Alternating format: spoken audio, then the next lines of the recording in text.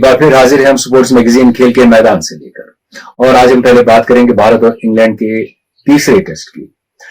तीसरा test England ने जीता, वापसी क्या की इंग्लैंड ने, इनिंग्स डिफीट, जबरदस्त। पिछले मैच में कोलैप्स और हाथ नहीं आया, और इस मैच में इनिंग्स डिफीट से टेस्ट मैच जीत गए। इंडिया ने टॉस जीत के बैटिंग की, आपको क्या लगा, क्या ये सही फैसला था? मेरे ख्याल में सही फैसला। बाद में 75 पे ऑल आउट हो गया, अब लोग कह रहे हैं, वो बाद में सबको अकल आ जाती है, नहीं ऐसे नहीं है, सीमिंग विकेट है, वो है, ये है, कहानी है।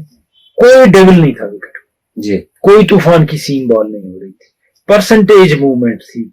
लेकिन इंग्लैंड की बॉलिंग ने एक चीज की इस मैच में, पिछले मैच के मुकाबले, जो उसमें वो गड़बड़ कर गए, जब बुमराह और शमी पिछले मैच में खेलने आए तो इंग्लैंड के बॉलर निकले बदला लेने के।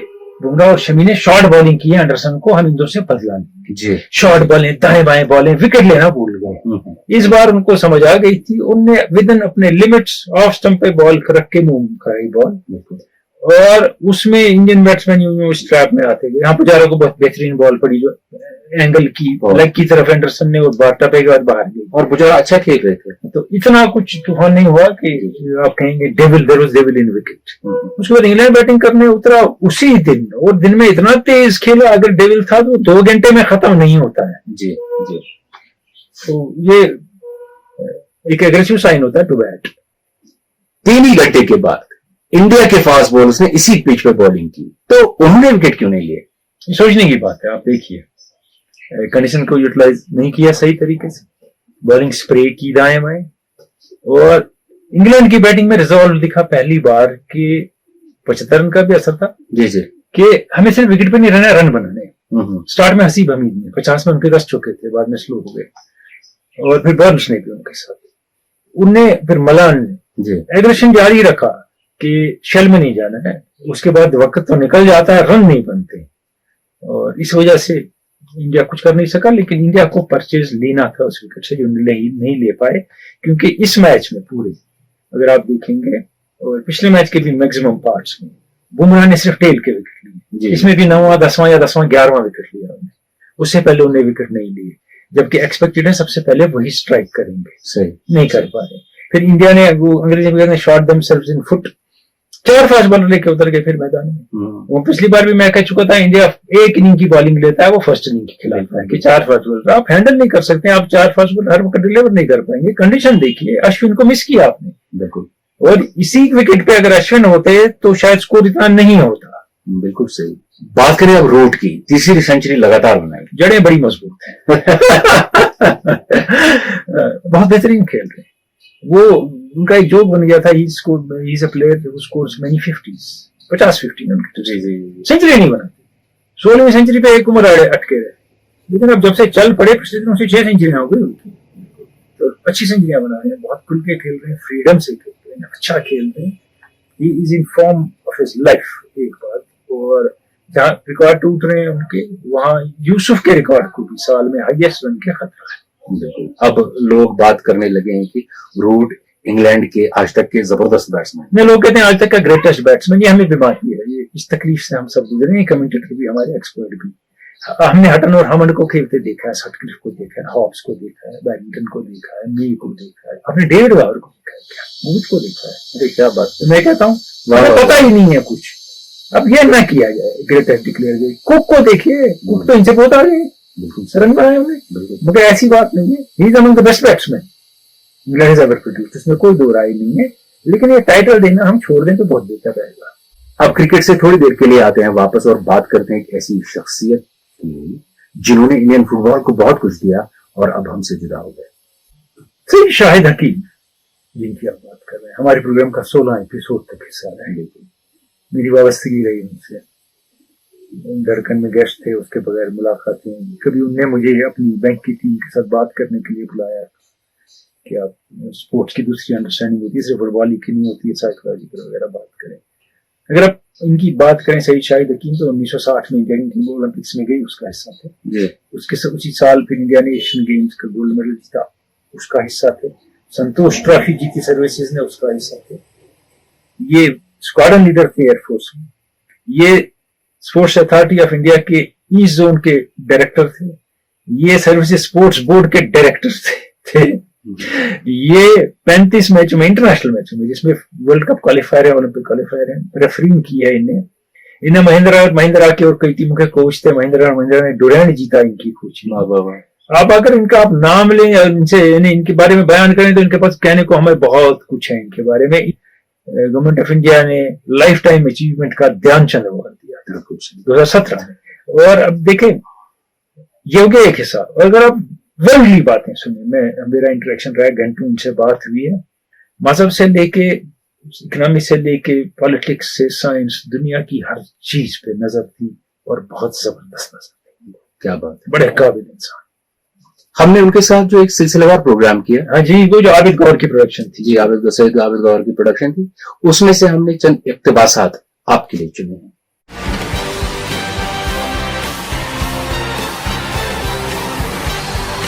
कोचिंग में दो चीजें, एक तो इंडिविजुअल ट्रेनिंग है और एक जो है टीम ट्रेनिंग है। इंडिविजुअल ट्रेनिंग में यह है कि उसके वीकनेसेस क्या क्या हैं, उनके वीकनेसेस को दूर करो। स्पीड नहीं है, स्पीड है, ट्रैपिंग अच्छी नहीं है, चिपिंग अच्छी है कि नहीं है, जिस चीज में वो कमजोर है उसकी जो है खामियां दूर की जाए। टीम ये है कि अच्छे कोच की क्वालिटी ये है कि 11 प्लेयरों को या 16 प्लेयरों को एक टीम में निट करते हैं। अच्छा, अगले टीम खेले वो। अच्छा, उसके बाद ये है कि आप कैसे क्या फॉर्मेशन खेलना चाहते हैं, अपोनेंट क्या खेल रही है, उसके हिसाब से आप क्या आपकी डिफेंस स्ट्रांग है कि अटैक स्ट्रांग है। अब आप चाहते हैं कि अपोनेंट बहुत ज्यादा स्ट्रांग है, तो आप डिफेंसिव गेम खेल के काउंटर अटैक पे खेलते हैं। तो ये सारी प्लानिंग कोच की होती है। तो कोच को मेंटल थकन बहुत ज्यादा होती है, क्योंकि इत्तेफाक से मेरा ताल्लुक ऐसा रहा कि मैं एज ए प्लेयर भी रहा, एज ए रेफरी भी रहा, एज ए कोच भी रहा। मैं फील करता हूँ कि सबसे ज्यादा प्रॉब्लम कोच में है, और एक रेफरिंग में भी नहीं है। फुटबॉल का जरूरी दौर कौन सा था? तो हमारा जरूरी दौर आप बता सकते तकरीबन 50s और मिड 60s तक, और ख़ास तौर पे 56 से लेके 62 तक जो हमारा दौर था, बहुत उम्दा। आमतौर पे लोग ये समझते हैं कि हिंदुस्तान का फुटबॉल में कोई मकाम नहीं है, लेकिन हिंदुस्तान 2 बार एशियन गेम्स गोल्ड मेडल जीत चुका है, 51 और 62 में। 4th पोजीशन 56 ओलंपिक में थे हम, और 60 ओलंपिक में हम लोग हंगरी को 1 गोल से हारे, फ्रांस को ड्रॉ किए, पेरू को 2 गोल से हारे। लेकिन फीफा रैंकिंग के हिसाब से हम 6th या 7th पोजीशन में ओलंपिक में प्लेस किए गए। हम मडिका कप मलेशिया में अनबिटन रनर्स थे। क्वाड्रेंगुलर टूर्नामेंट होता था, इंडिया, पाकिस्तान, बर्मा, श्रीलंका, 4 बार हुआ और 4 बार हम लोग जीते। तो इस तरह का, और एशियन यूथ 1974 में हम जॉइंट चैंपियन थे।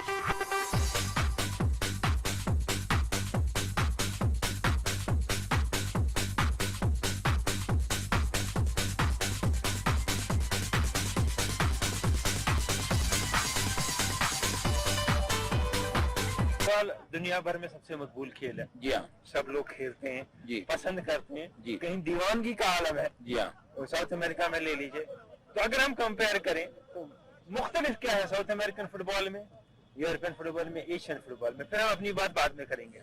पहली चीज तो ये है कि साउथ अमेरिका और यूरोप में फुटबॉल इज ए पैशन। जैसे आपने कहा दीवानगी का आलम है, तो एक पैशन है ये। तो इसी तरह फुटबॉल जो है, अब साउथ अमेरिकन और यूरोपियन फुटबॉल में फर्क है कि साउथ अमेरिकन फुटबॉल डिपेंड ज्यादा करता है स्किल पे, वो अपने स्किल पे ज्यादा डिपेंड करते हैं। वो है ना, वो कहते हैं जो हुनर है वो कहते हैं 15 साल तक वहां पे साउथ ब्राजील में आप फिजिकल कंडीशनिंग और स्ट्रेंथ एक्सरसाइजेस वगैरह कुछ नहीं कराते, उनको बॉल प्लेयर बना देते थे। चुनाचे जब मेरे वालिद ने देखा कि मैं फुटबॉल नहीं छोड़ूंगा, वो इंजीनियरिंग बनाना चाहते थे, इंजीनियर, फुटबॉल नहीं छोड़ूंगा, तो उन्होंने एक चीज कही थी, become a ball player and you will play for India. है ना, स्किल आप इतनी अच्छी कर लो, खुद बहुत हो जाएगी, बाकी चीजें आ जाएंगी।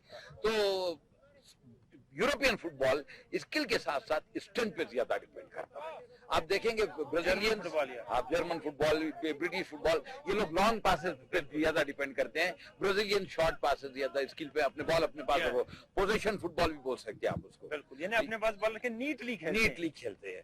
ये है, तो जमाने में था पैशन।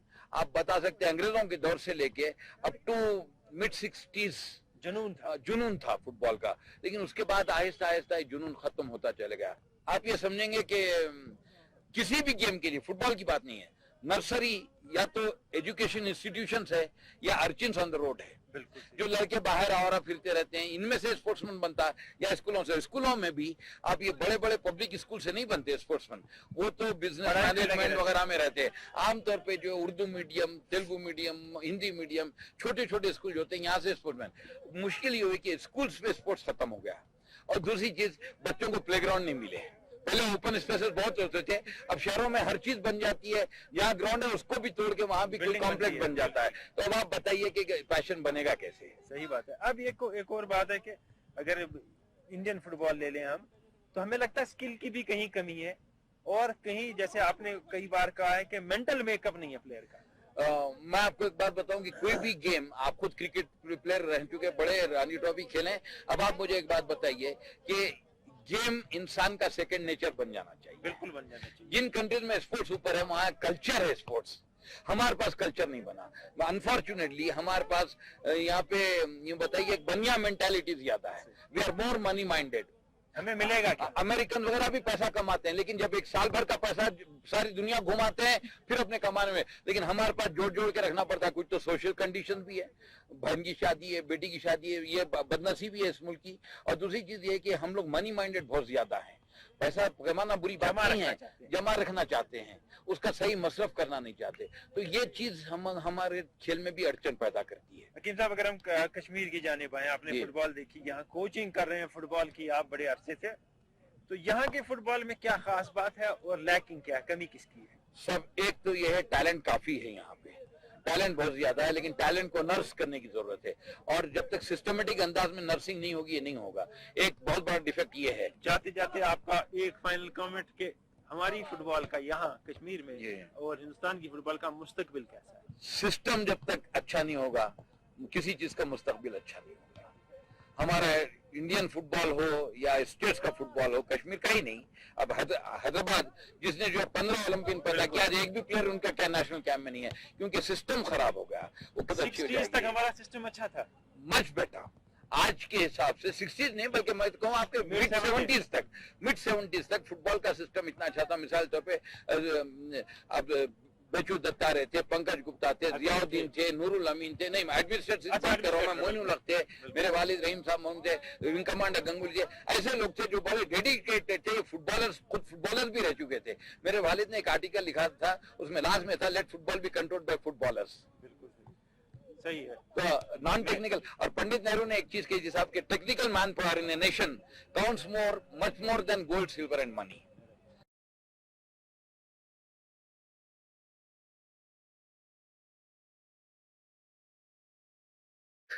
सैयद शाहिद हकीम के ये इख्तबासात आपने कि इनके वालिद सईद अब्दुल रहीम, कहते greatest coach India has ever seen in football, उनकी जिंदगी पे फिल्म बन रही है। और जो फिल्म बन रही है उसमें अजय देवगन उनका रोल प्ले कर रहे हैं। जी। तो वो फिल्म भी आने वाली होगी कुछ देर में इनके बारे में, इनके वालिद के बारे में, उसमें इनका कंट्रीब्यूशन भी खासा होगा। एक मकामी खबर, चंदपोरा हारवन के स्पोर्ट्स ग्राउंड पर हारवन क्रिकेट लीग सीजन 3 का फाइनल खेला गया। एएमएस स्टार्स हारवन और डार एंटरप्राइजेस छतरहमा की टीम के दरमियान, और ये फाइनल एएमएस स्टार्स हारवन ने 37 रन से जीत लिया। कल फाइनल खेला गया, वहां पर मेहमान खुसूसी के तौर पर शिरकत की जेएनके स्पोर्ट्स काउंसिल की सेक्रेटरी मोहतरमा नुसरत गुल ने, और उनके अलावा केएएस बशीर अहमद जो ज्वाइंट सेक्रेटरी हैं स्पोर्ट्स काउंसिल के, उन्होंने भी शिरकत की। उन्होंने खिलाड़ियों की काफी तारीफ की, क्योंकि मैं भी वहां पर मौजूद था और अच्छे एनवायरनमेंट में मैच खेला। मैंने एक बार वहां देखा, वहां बहुत लोग आते हैं। इस बार क्या माहौल था? माहौल जबरदस्त था, जोक दर जोक, यहाँ तक कि फीमेल्स की भी बहुत तादाद थी जो मैच देख रही थी, बुजुर्ग लोग मैच देख रहे थे। कुछ खास बातें जो मैं आपके साथ शेयर करूंगा वो ये कि अक्सर वहां पर मैंने कल कहा ये कि अक्सर हमारे प्रोग्राम में शिकायत आती है कि हमने जी मैच में ये गड़बड़ हो गई, आप फैसला सुनाइए, अंपायर का डिसीजन खिलाड़ी नहीं मान रहे, जी, या अंपायर ने गलत फैसला लिया, अंपायर ने गलत फैसला लिया। वहां पर मैंने ऐसा कुछ नहीं देखा। अंपायर ने जो फैसला लिया, खिलाड़ियों ने एक पॉजिटिव वे में उसको लिया। अच्छा। ये बड़ी अच्छी चीज थी। और मैंने दूसरी बात वहां पर मार्क की कि फजूल अपीलें जो हम करते हैं, बिल्कुल बिल्कुल फजूल अपीलें नहीं। और तीसरी चीज ये कि फील्डिंग जबरदस्त की वहां पर खिलाड़ी, अच्छा, बड़ी अच्छी। हाँ, ये कि अब एक टीम को जीत रहा है, एक टीम को सही हारना है, बात। थोड़े कंफ्यूज हो गए जो डार एंटरप्राइजेस के प्लेयर हैं, वो अच्छी तरह से फिर बैटिंग नहीं कर पाए। वो तो होता है मैच में, नहीं कुछ भी हो सकता। बाकी मैच अच्छे माहौल में खेला गया। तो जीता किसने? जीता एएमएस स्टार्स हार्बर ने 37 रन से, मैंने पहले ही कहा। हम्म। और इसमें खास बात यह है कि ये तीसरा सीजन उन्होंने लगातार जीता, ओहो, 3 बार एएमएस स्टार्स हार्बर ने ये मैच जीत लिया। बहुत अच्छी बात है, टूर्नामेंट जीता। और आते हैं अभिजीत, सवाल नहीं पूछे आपने। सवाल भी पूछेंगे जी, प्रोग्राम में भी थोड़ा सा वक्त बाकी है। दानिश आफाकी आरत नारबल से लिखते हैं, पाकिस्तान ने वेस्टइंडीज के खिलाफ दूसरे टेस्ट में क्या शानदार वापसी की, जबरदस्त कमबैक किया और सीरीज बराबर कर दी, जबकि 2 रन पे पहले 3 आउट हो चुके थे। सही बात है, ये ग्रेट कमबैक है, इसमें कोई दो राय नहीं। और साथ ही लिखते हैं कि शाहीन आफरीदी ने इस मैच में 10 विकेट लिए और पूरे टूर्नामेंट में यानी सीरीज में 18 विकेट हासिल। ये लिखते हैं कि फवाद आलम ने फिर से सेंचुरी बनाई, उनके 10 साल पीसीबी ने बर्बाद कर दिए। सही कह रहे हैं। और वाजिद गुलजार ने लिखा है, दूसरे टेस्ट में फवाद आलम होने चाहिए थे मैन ऑफ मैच, क्योंकि उन्होंने बॉलिंग विकेट पे शानदार बैटिंग की। आगे लिखते हैं कि इमरान भट्ट एज ओपनर लड़खड़ा रहे हैं, लेकिन स्लिप्स के जबरदस्त खिलाड़ी हैं। इसी से शुरू करता हूँ, फिर फील्डर्स को ही खिलाएंगे, बैट्समैन की जरूरत नहीं है। फील्डिंग करना मस्ट है हर एक के लिए, चाहे वो बॉलर हो या बैट्समैन, और अच्छी फील्डिंग करना, इसमें कोई कॉम्प्रोमाइज नहीं, हर एक ने करनी। लेकिन बैटिंग का रोल उनको दिया है ना, पहले वो निभाना पहले जरूरी है। सेकंड इनिंग में मैंने एक तब्दीली देखी, जब वो तेज खेलने गई पाकिस्तान की टीम, तो इमरान भट्ट ने ज्यादा अच्छा खेला। अगर उनका नेचुरल इंस्टिंक्ट है टू प्ले फास्ट, लेकिन play fast as opener also, why wait. और जो बाकी सवाल थे, जैसे कि दानिश आफाकी ने कहा पाकिस्तान का कमबैक बहुत अच्छा रहा, शाहीन अफरीदी ने अच्छी बॉलिंग की, अब्बास का कमबैक रहा 2 टेस्ट में 6 विकेट लिए, और हसन अली ने पैचेस में अच्छी बॉलिंग की, लास्ट मैच में नोमान अली ने अच्छी बॉलिंग की, इसमें कोई दो राय नहीं है।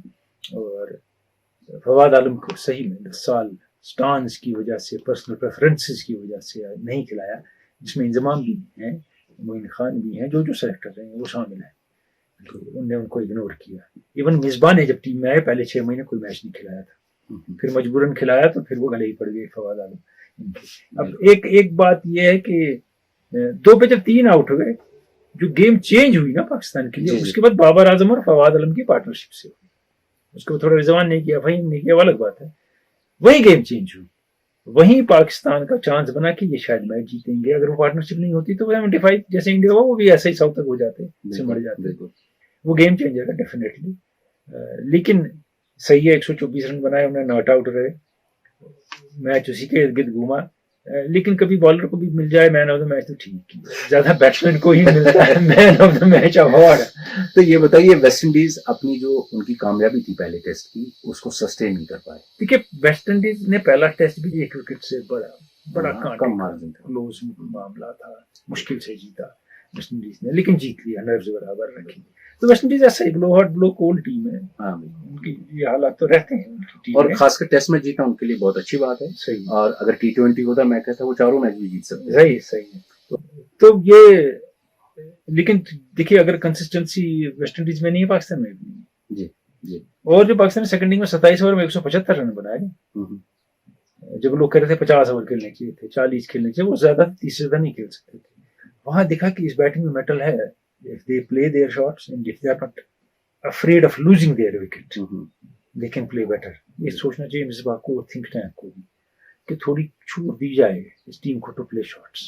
एम मीर लिखते हैं कि सैम करन की वजह से इंग्लैंड की टीम में, इंग्लैंड की बॉलिंग में वैरायटी आती है, क्योंकि वो लेफ्ट आर्म बॉलर है। अजय, इनने मेरा जवाब लिखा होगा जब मैंने कहा था उनकी क्या जरूरत है टीम में। लेफ्ट आर्म बॉलर है तो बॉलर का काम विकेट लेना है ना। बिल्कुल। वो सीरीज में 3 विकेट लिए शायद उन्होंने अभी तक, या 3 टेस्ट में, वो भी 2 ले लिए। पिछले टेस्ट में जब इंडिया की बाजी लुढ़क ही रही थी, तो उसमें उसने भी गंगा में हाथ धो लिए, 2 विकेट ले लिए उनने। इम्पैक्ट नहीं है कोई उनका सीरीज पे। प्रॉब्लम तो ये है कि अगर आप लेफ्ट आर्म प्लेयर खिलाते हैं बॉलर, तो फिर विली इनसे अच्छे बॉलर हैं, बाहर बैठे, पेस भी है, हाइट भी है, बैटिंग भी करते हैं। बिल्कुल सही। GM कुमार लिखते हैं कि कमाल की जोड़ी है आप दोनों की। सईद परवेज कैसर को भी अपने प्रोग्राम में याद कीजिएगा, उनको भी बुलाइए। जरूर। कुलगाम से मलिक अयाज लिखते हैं कि रमीज राजा पीसीबी के चेयरमैन बन गए हैं, आपका क्या ख्याल है इस बारे में? देखिए लोगों ने इसमें भी जजमेंट पास करनी शुरू कर दी, ये करेगा, इसको वो नहीं आएगा, उसको नहीं आएगा। कल जब मैं लाइव प्रोग्राम में था वहां भी ये सवाल हुआ इससे।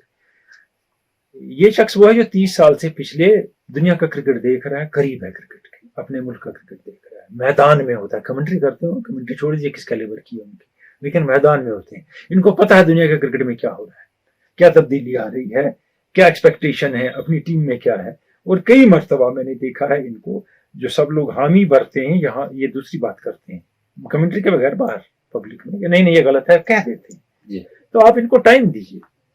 ही is a well meaning and learn player, बिल्कुल, तो वो हो सकता है अच्छा करेंगे। मुझे लगता है कि जो एक्सपोजर उनको मिला है ना, वही देखिए ना, 30 साल से तो कमेंट्री 25 साल से कर रहे हैं, तो वो तो मैदान में है, उनको सब पता है, सब पता है how to deal with things. You don't need an administrator. लोगों ने कहा इसमें एडमिनिस्ट्रेटर होना चाहिए।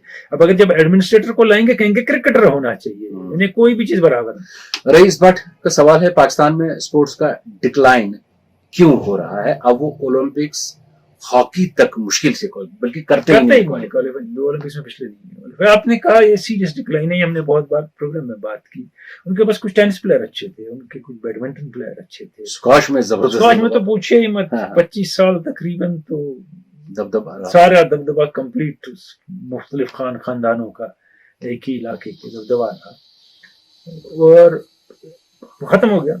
हॉकी में 94 का वर्ल्ड कप उनका लास्ट है, अचीवमेंट लास्ट, उसके बाद कुछ नहीं है। ओलंपिक्स उनका है 1984 लॉस एंजलिस लास्ट, वो हसन सरदार, समीउल्लाह वगैरह की थी, तब से कुछ भी नहीं है उनके हाथ लगा। ये एक हकीकत है कि उनका डिक्लाइन हुआ है, और सीरियस डिक्लाइन हुआ है हर फ्रंट पे स्पोर्ट्स में, इवन क्रिकेट में भी डिक्लाइन हुआ है। बिल्कुल सही है। और खान हिलाल केरम कुपवारा से लिखते हैं कि बहुत से खिलाड़ी पाकिस्तान के साथ ट्रैवल तो करते हैं, लेकिन एक भी मैच उनको नहीं खिलाया जाता है। और साथ ही आप लिखते हैं कि सरफराज को टीम में रखने का क्या फायदा है? कोई फायदा नहीं। 6 महीने हो गए हम इस प्रोग्राम में बात करते, कोई फायदा नहीं है। एक नया कीपर हो, माहौल समझे, बाकी समझे, अंडरस्टैंडिंग रहे, रिजवान का मौके पर खेले, अपने आप को प्रूव करे। दूसरी बात ये कि इससे पहले क्या लिखेंगे, ट्रॉल करते हैं खिलाड़ी। हाँ देखिए करते हैं, आपने शफीक का लिखा है, बाकियों का लिखा है, सही बात है। कहीं ना कहीं कोई तो मौका मिले, इससे एक तो डिसहार्टन होता है, और फिर जब उसको आप मौका देते हैं ना, उसके लिए तैयार नहीं होता है, क्योंकि आप उसको एक्सीडेंटल मौका देते हैं। आज 3 प्लेयर बीमार है, तुम खेलेगा जी, है ना। उसको तब भी पता होता है कि ये पैबंद है जो मैं हूं, उसके बाद जब कपड़ा सिल गया तो फिर मुझे फेंक दिया जाएगा, तो इसलिए वो बात नहीं बनती है। आपने अगर उनको लिया है एक्सपोजर के लिए, तो उनको मैच खिलाने पड़ेंगे। अगर आपने सीरीज में 2-0 की लीड ले ली, T20 में, वनडे में किसी में 3 मैच है, तीसरा खेले ना, वो हार से क्या डरना है, एक्सपोजर तो मिले उनको। और इसके बाद आप एक और चीज है, इंडिया में भी एक जमाने में बड़ा सीरियसली होता था कि 11-15 में प्लेयर है, उसको नहीं खिलाया, जब आगे टीम अनाउंस की, जिसने कभी नहीं खेला उसको पहले निकालते थे।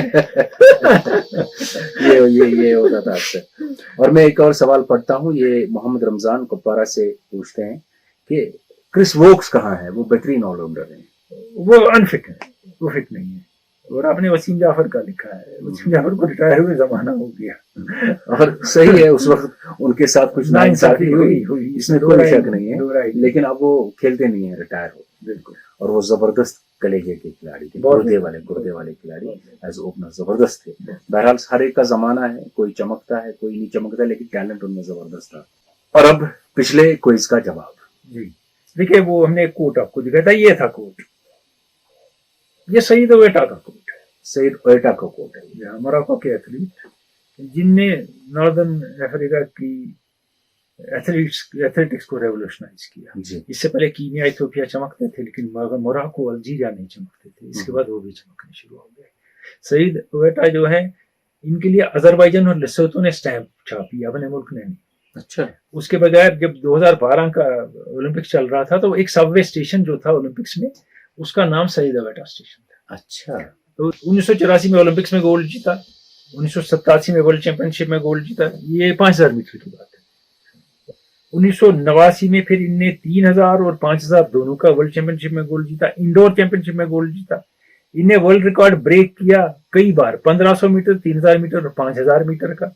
ये पहले खिलाड़ी हैं जिनने 5000 की रेस 13 मिनट से कम में दौड़ी है।